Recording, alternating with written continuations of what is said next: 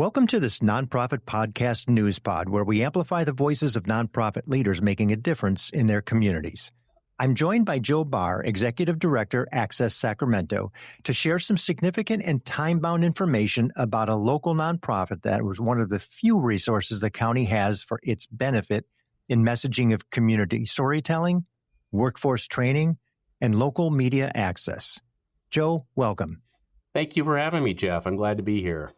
Well, I'm happy to be able to get this messaging out because it really is not only urgent, but it's really significantly important. And before we get started, I want the listener to know that this isn't going to be the full weekly episode that they're used to. This is a brief news pod because there's something that's time-bound that we want to get to the listeners because it's actionable. We'll do a full-length episode on Access Sacramento at a later date. But Access Sacramento might also be known for others as the Sacramento Community Cable Foundation. In a nutshell, what is it you provide? What is Access Sacramento? Well, the bottom line for Access Sacramento is that we are workforce training, workforce development for the creative economy.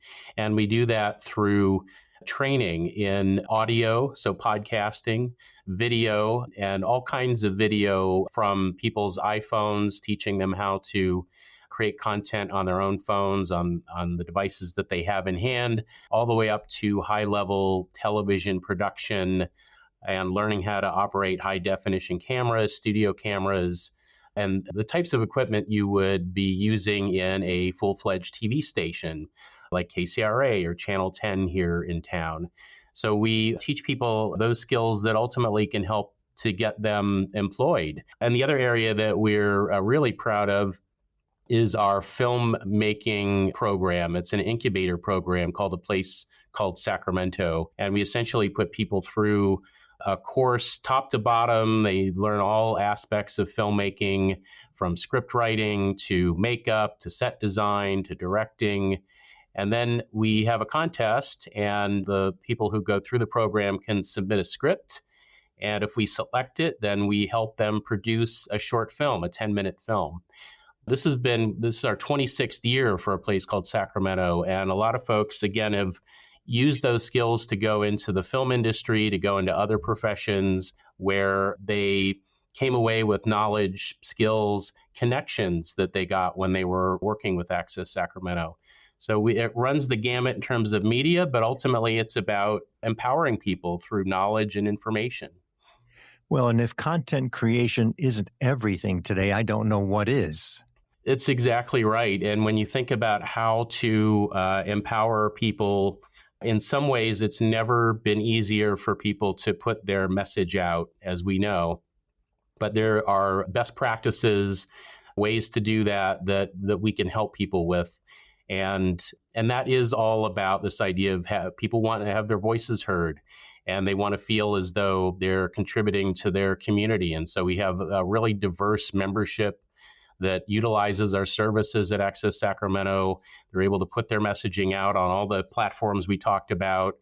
And ultimately, it just leads them to feeling like they they have some leverage. And again, that word empowerment always come back to that. And to your point of diversity, we are one of the most diverse counties, one of the most diverse cities in the country. This gives everybody access. Everybody has a voice. Anybody can use the facilities, the equipment. There's a membership of some sort. You want to explain that a little bit? Yeah, it's a very, very simple membership process. It's $60 a year, and that gets you access to our classes, our equipment. We loan equipment out, high-end equipment, to equipment that you can use with your iPhone. They're almost like Steadicam apparatuses that you can use with your iPhone, and we can show you how to use this equipment. You can check it out. So people have access to the kinds of tools that they wouldn't normally have. They can learn how to audio edit. They can learn how to edit video in our classroom here. So it runs the gamut from the training, but then also the actual hands-on application of all of this, where they can take the equipment out into the field and learn how to use it. And I saw on the website the plethora of courses you have, not to mention the depth of equipment you've got. It's amazing, from lighting to cameras to stands to pretty much anything you would need to do any sort of a shoot. Yeah, yeah. And I think what's really important now is that we know there's maybe a reconsideration of college, the college path for folks. As we know, it's very expensive and can be challenging for people. And that's where Access Sacramento can come in for somebody who wants to be a filmmaker. They want to be a video producer, produce a podcast. We can give them those tools. They don't necessarily have to go to UCLA Film School. They can learn the craft here. And the other fantastic thing about this organization, and I've been here in this position for a little over 2 months, but there is such extraordinary talent and creativity in Sacramento that it can be overlooked. And some of these folks, especially with our film incubator, they didn't have any film background, but they learned and they just had a natural affinity. And we've had some amazing filmmakers who have come through and then taken that out into the world in lots of different positive ways. And we've seen that most recently, even with the Academy Awards. We love to claim Sacramento talent in any way, shape, and form that we can. Joe, this is all great stuff, and I know people really have appreciated it over the course of the past 20 plus years, but it's in jeopardy at this point. There's a challenge because revenue from the cable companies has been dramatically reduced as a result of the many options viewers have today. They can stream, they've got Netflix, they've got Hulu, they've got all these other elements that they don't have to use the cable companies, hence the diminished revenue. You're a percentage of that revenue that was funneled by law from the cable companies to provide Access Sacramento operating income. And obviously, as that money diminishes, so does your opportunity for revenue, short of membership, which is nominal. $5 a month isn't really going to get anybody rich. But understanding that, what seems to be happening, if I'm not mistaken, is that the percentages that have been decreased are even being greatly more decreased as a result of what's happening from the cable board in funding for Access Sacramento, correct? Yeah. The thing is that this structure was put into place 45 years ago, and it was at a time when cable companies were bringing in a lot of revenue. And so municipalities around California, around the country, created this mechanism where the cable companies would tax their users, and some of that money would come to community media to support community voices. And so that's what the structure is. Where we are now is the Cable Commission, which has dispensed those funds for all that time, has some change management that it needs to be dealing with, I'd say, a little bit more effectively than it has been. The funds are decreasing. People are cord cutting. But the Cable Commission is making a very specific choice to fund one part of where this money goes to, which is the government channel. It's called Metro 14, and it covers, they air all city council meetings, county supervisor meetings, government meetings from around the region are broadcast on this channel. And that's a great thing. It's a great way for people to see government in action. So we're not disputing that shouldn't exist, but it shouldn't be at the expense of Access Sacramento having our budget cut. We could be completely cut. That's one of the options on the table for the commission. Also cutting Sacramento Educational Cable Consortium, which works with young people in school districts around Sacramento County, creating media, doing a lot of the same kind of empowerment sorts of things that we do. And then KBIE is in the mix of this. They also get a chunk of money through the Cable Commission.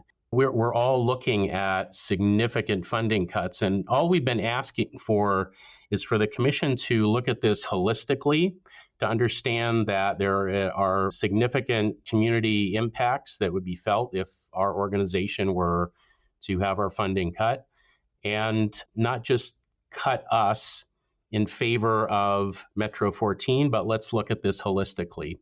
And we have our own budget projections. The Cable Commission says the money is going to go away really fast. There's a cliff.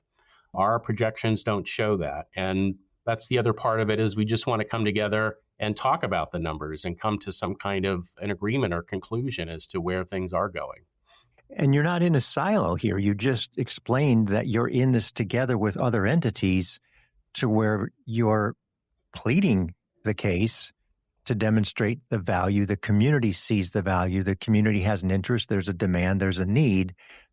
Is there any understanding why the Cable Commission wants to be so aggressive in the cuts? Well, I think there's a self-preservation mode. The commission runs Metro 14, so it falls under their auspices. So it's part of that structure, whereas we are just funded by them. So we're a separate organization. And I also, do want to mention in fairness that it's not all of the commissioners. There are many who are supportive of us and talking to us and helping to find solutions. There's, I'd say, a small cadre of folks, several people who have been driving this for whatever reason, self-preservation, not totally clear.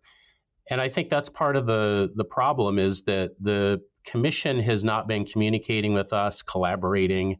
We should be having dialogue and conversations to figure this out together, but they have not wanted to do that. The executive director of the commission has not wanted to do that we've been asking for this for almost a year, and they will not engage us in that way. And they keep moving down this path of defunding us.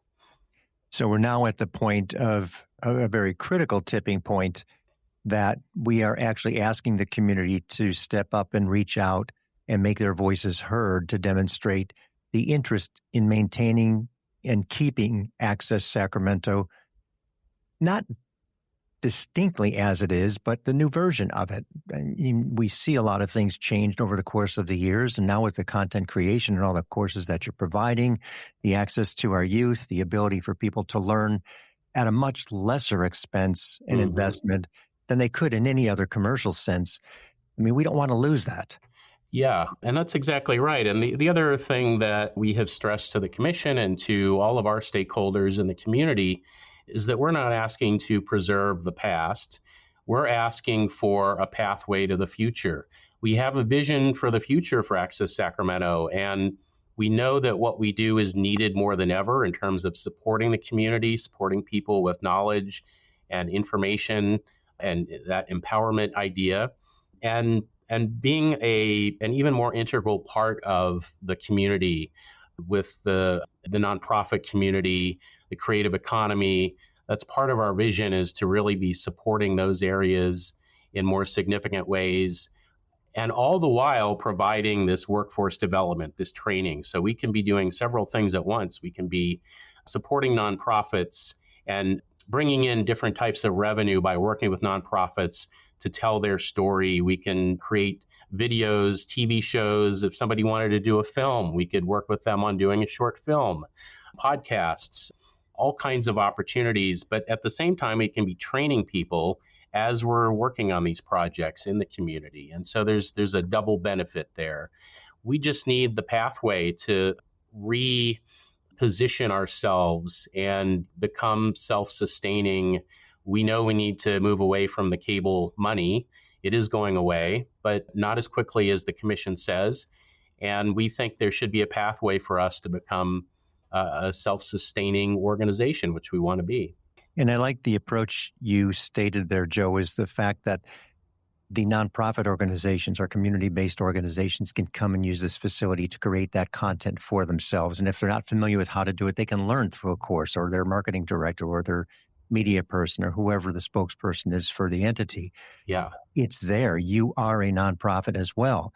So there's a lot of symbiotic relationship here to the community that is extremely beneficial in getting some of that work done. And we all need to do that. The communication is necessary in some way, shape, or form for any business that's going to survive. What if this doesn't happen? Well, yeah, it's a difficult question where we're looking at different options that might be able to get us through. But honestly, it's such a significant portion of our budget. It's really hard for me to see a path forward. And I think that this is the thing that we really want the commission to pay attention to, which is all of these things that Access Sacramento does would be lost. There isn't really a replacement for what we do. Secondly, even just something like our location, the Coloma Center. We're in a community center, a city community center. It's one of several across the city, and we're the largest tenant. If the commission decides to defund us and we leave the Coloma Center, that could destabilize. And I don't know that it would close the center, but I think that's a possibility because we're the largest tenant. And that's a lot of support and revenue for the Coloma Center that would be lost. And I don't think the commission has thought about these wider ramifications. And it's the trickle-down effect of the budget cuts across the community in terms of the impact that it has. Yeah. What is the best way for one to learn both more about Access Sacramento and how to get engaged? What's the call to action? What do we want people to do here, Joe? This is, I think, for anybody who has ever had a connection with Access Sacramento, or anyone who is interested in and supportive of an informed community, a community that supports people who maybe don't have all the advantages that others do. And First Amendment, actually, anybody who's interested in First Amendment, because one of the issues here is that the Cable Commission is essentially prioritizing the government voice over the community's voice. I think that's an issue. And so there are all kinds of angles that somebody could, or prisms you could look at this through. But I would say if any one of those is something that gets you riled up and you want to help Access Sacramento, go to our website, accesssacramento.org, and you'll see a pop-up menu that will take you to a landing page where we've got all the information on our situation, including a very easy button you can click, and it will actually open up your email populated with the addresses for the commission, county supervisors who oversee the commission. Sacramento County supervisors oversee the Cable Commission. So it's all there. Just go to our website. The information is there. And people can, of course, call me, reach me at Access Sacramento, J Barr at accesssacramento.org. I'm always happy to engage in conversation. And I will put all of this in the episode notes as well. So it's really easy. They don't have to remember this as they're either driving and listening, running and listening, whatever it may be. Yeah. We'll have that as an easy one-touch link to the website and then your email as well. And I appreciate you giving that because I think people may want to engage and learn a little bit more, ask specifically some questions.